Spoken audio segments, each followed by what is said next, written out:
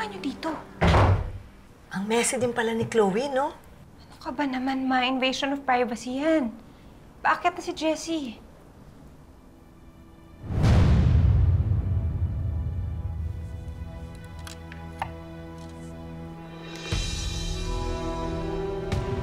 Look, Angela. This dress looks familiar. Tulad nung suot ng babae sa CCTV.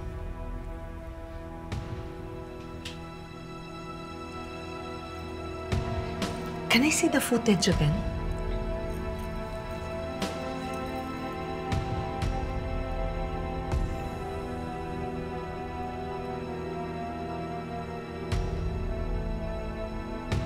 See?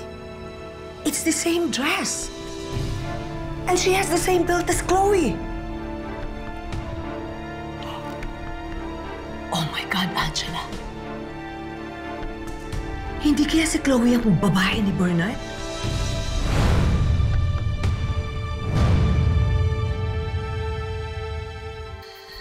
Anong kailangan mo, Chloe? Kilala niyo ako. So that means alam niyo kung bakit ko kayo nahanap. Gusto mong baguhin ang mga pangyayari dahil nagmamahal ka?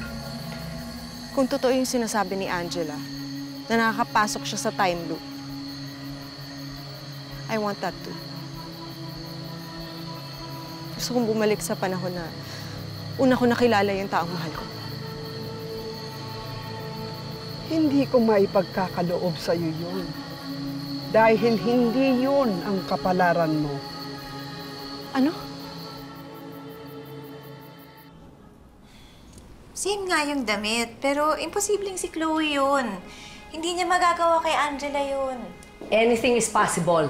At saka magkatrabaho sila. Most affairs nangyayari sa workplace. Pero hindi lahat, ma. Pwede pa rin mangyari. You have to find out, Angela. Ma, huwag niyo nang idiin si Chloe. Wala yung gusto kay Bernard. Mahal niya yung lalaking na-meet niya sa Boracay. How can she say she loves someone na naka one-night stand lang niya? Totoo nga. Eh, di ba sabi niyo, anything is possible. In fact, si Chloe ngayon nandun sa Mount Canlaon para baguhin yung past niya, para makasama niya yung lalaki. Huh? How can she do that? Ano, hahanapin niya yung matanda? Nababaliw na ba siya? Eh, gano'n niya kamahal yung Boracay boylet niya. Kung sino man yun.